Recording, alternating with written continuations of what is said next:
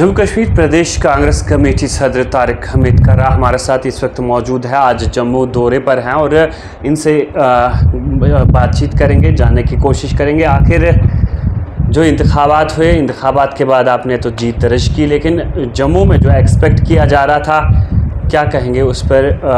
कांग्रेस जो है खरा नहीं उतर पाई, इस हवाले से क्या कहेंगे? ये तो सही है कि जो हमारी एक्सपेक्टेशंस थी, इवन लोगों की भी जो एक्सपेक्टेशंस थी कि कांग्रेस जम्मू खित्ता में एक अच्छा रिज़ल्ट लेके आएगी, वो नहीं आया।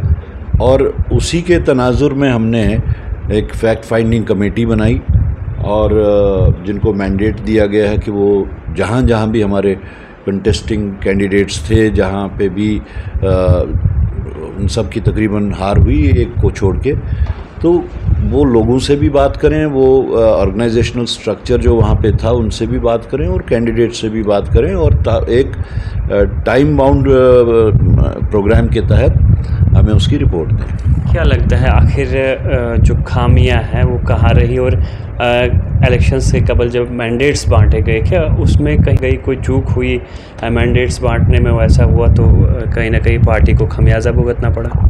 उसी सब को जानने के लिए फैक्ट फाइंडिंग कमेटी बनाई गई है।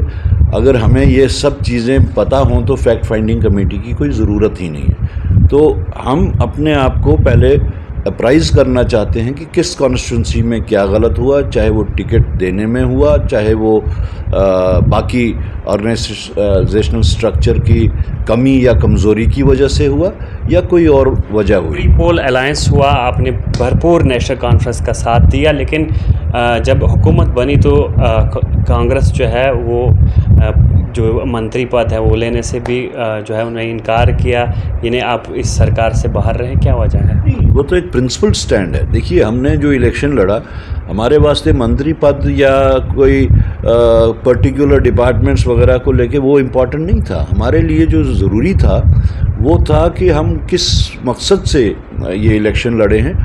ये एक पिक्यूलियर किस्म का इलेक्शन था जहाँ पे हमें फोकस हमने किया था कि हमने सबसे पहले जो है स्टेटहुड के बारे में बात करनी है। उसके बाद में हमने ख़ास जो बात की वो अनएम्प्लॉयमेंट के बारे में बात की, statehood with rights, full rights, जैसे right to land, right to employment. तो इन सब चीज़ों को लेके जिस वक्त हमने बात की तो हमने उस वक्त ये ज़ोर दिया था कि स्टेटहुड में ही हमें इलेक्शन लड़ाया जाए। नहीं हुआ।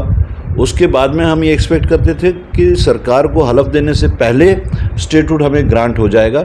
जब वो भी नहीं हुआ तो हमने कहा कि फ़िलहाल हम इस मंत्रालय में नहीं शामिल होंगे और वो उसी प्रिंसिपल स्टैंड के तहत हम बाहर हैं। इस वक्त जम्मू कश्मीर के जो वज़ीर आला है वो दिल्ली में हैं, आप जानते हैं। रात को उनकी वज़ीर दाखिला से मीटिंग भी हुई, तो क्या कहेंगे जम्मू कश्मीर को कब तक स्टेटहुड मिल सकता है? देखिए, सुनने में जो आया है वो यही है कि वो स्टेटहुड का जो रेजोल्यूशन पास हुआ कैबिनेट में, वो लेके वहाँ गए हैं, लेकिन चूँकि हम लोग कैबिनेट में शामिल नहीं हैं तो हमें ये भी नहीं पता कि वहाँ पे क्या बात हुई और कौन से मुद्दों के ऊपर जोर दिया गया। और एज अलायंस पार्टनर हमसे भी उसके बारे में कोई बात नहीं हुई, तो इसलिए मैं ज़्यादा नहीं बोल पाऊँगा उस पर। आप अलायंस पार्टनर रहे, नेशनल कॉन्फ्रेंस का मैनिफेस्टो था और मैनिफेस्टो पे जो है अगर प्रायोरिटी पे स्टेटहुड रखा गया तो जब चीफ मिनिस्टर साहब ने अपना पहले कैबिनेट में रेजोल्यूशन पास कराया तो कम से कम कांग्रेस से तो बात करनी चाहिए थी। क्या लगता है? मैंने बताया, तो इसीलिए मैं कह रहा हूँ मैं उस पर ज़्यादा कुछ बोल नहीं पाऊँगा इस वक्त। क्या कहेंगे जिस तरह से जम्मू कश्मीर के बेरोज़गार नौजवान हैं, 2017 से जनरल लाइन टीचर की रिक्रूटमेंट नहीं हुई है, सैक का डिसीजन तब आया, बीएड, एमएड, एमफिल, पीएचडी जो प्रोफेशनल डिग्रीज़ लेके इस वक्त नौजवान जो है वो बेकार बैठे हैं। क्या कदम उठाना चाहिए बेरोज़गारी को ख़त्म करने के लिए? हमारे मैनिफेस्टो में ये दर्ज है कि अगर तो सरकार कांग्रेस की बनती या कांग्रेस में ये नेशनल कॉन्फ्रेंस के साथ में अलायंस की फुल सरकार बनती, नंबर्स हमारे वैसे आते, हमने जो हाईलाइट किया वो ये था कि पिछली एलजी एडमिनिस्ट्रेशन में जाने किन वजूहात के बिना पे 1 लाख असामियाँ जो हैं वो खाली हैं, जिसमें आप जो जनरल लाइन टीचर्स की बात कर रहे हैं वो भी उसमें शामिल है। तो हमारा ज़ोर ये रहेगा, अब भी हम सरकार को इस पे गुजारिश करेंगे कि सबसे पहले वो 1 लाख असामियाँ जो हैं फास्ट ट्रैक बेसिस पे मेरिट की बुनियाद पे उनको दे दी जाए, और साथ साथ ऐसे वसाइल पैदा किए जाएं जो एक बाइज़्ज़त रोज़गार कमाने के लिए हों, और ऐसी स्कीम्स इंट्रोड्यूस की जाए, क्योंकि सारी जो यहाँ की बेरोज़गारी है, 28% से ज़्यादा बेरोज़गारी है यहाँ की, वो सरकारी मुलाजमतों से ही पूरा नहीं होंगी।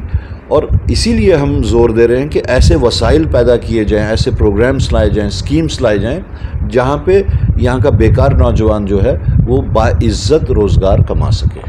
अगर स्टेटहुड रिस्टोर होता है तो क्या कांग्रेस उसके बाद बाकायदा तौर पर नेशनल कॉन्फ्रेंस के साथ कंधे से कंधा मिलाकर काम करेगी? और जम्मू कश्मीर में जिस तरह से लोगों को चैलेंज जो लोग फेस कर रहे हैं, चाहे बेरोज़गारी को लेकर हम बात करें या दीगर चीज़ों के हवाले से अगर बात करें, तो क्या कांग्रेस शाना बशाना खड़ी रहेगी? और जो आपके मैनिफेस्टो में चीज़ें थी, क्या उन पर काम जो है वो किया जाएगा? नहीं, उन पे तो अभी भी किया जाएगा, सरकार से बाहर रह के भी किया जाएगा। ऐसी बात तो नहीं है कि हम सरकार का हिस्सा नहीं है। हमारी तरफ से पूरा सपोर्ट है सरकार को।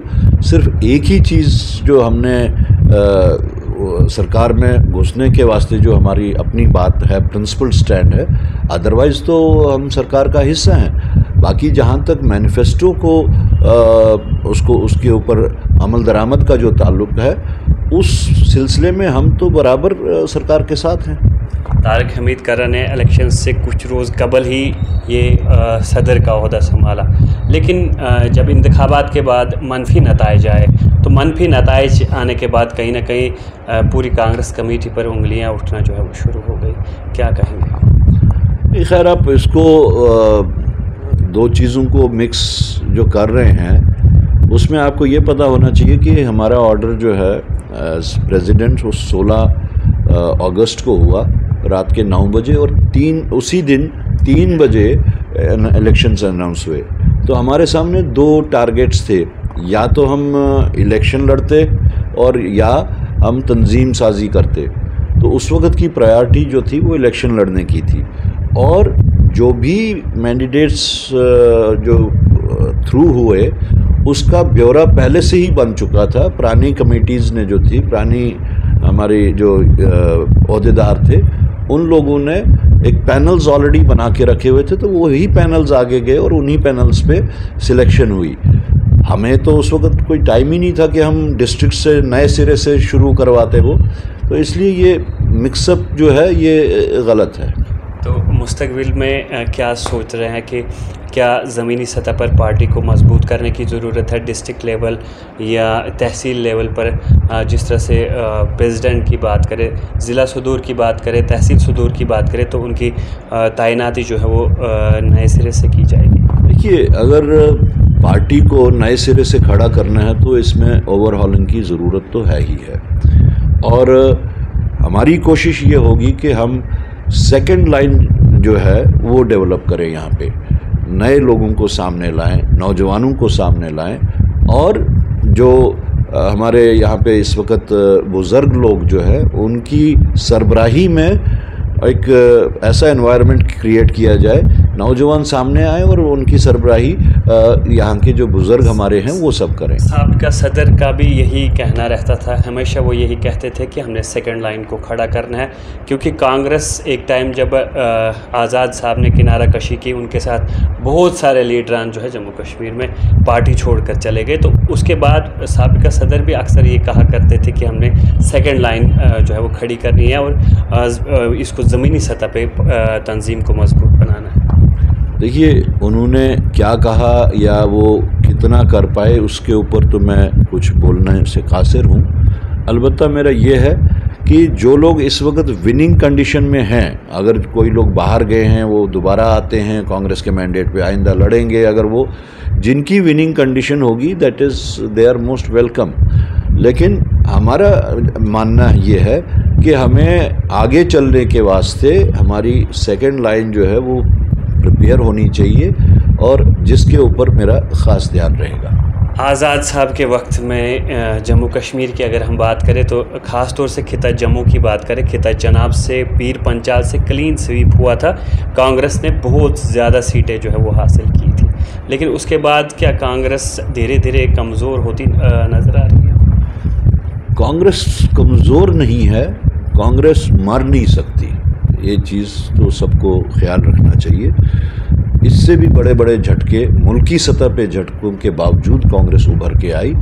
अलबत्ता ये है कि इसको दिशा क्या दी जाए, तो उस दिशा के ज़िमन में हम काम कर रहे हैं और हमारी पूरी उम्मीद है कि जिस हिसाब से कांग्रेस हर गांव में है, अगर उसको सही, उन लोगों को सही मौके दिए जाएं तो कांग्रेस रिवाइव हो सकती है। ऐसी बात नहीं है कि इस वक्त भी कांग्रेस कोई बिल्कुल डेसिमेट नहीं हुई है। कांग्रेस में अभी के इलेक्शन में जो मामलात हैं उसके वास्ते फैक्ट फाइंडिंग कमेटी बनी है। कुछ ऐसे मामलात हैं जो हमें पता है कि एडमिनिस्ट्रेशन की तरफ से उन 2-3 दिनों में क्या हुआ, जिसका मैंने पहले ही जिक्र किया था, और बदकिस्मती से वही बातें सही भी निकली कि हमने ये कहा था कि पिछले 3 दिनों में यहाँ से नाके गायब हो गए और फ्री फ्लो रहा यहाँ पे लिकर का, पैसे का। कुछ जगहों पे से तो ये भी शिकायतें आई हैं कि पुलिस की गाड़ियाँ इन चीज़ों के लिए इस्तेमाल की गई। कुछ चीज़ों के लिए ये भी शिकायतें आई हैं कुछ जगहों से कि वहाँ एम्बुलेंसेस भी हुई। तो ये एक बहुत बड़ा फैक्टर है। अब मैं ये नहीं कहूँगा कि सिर्फ यही एक फैक्टर है, लेकिन ये फैक्टर जो है ये नज़रअंदाज नहीं किया जा सकता।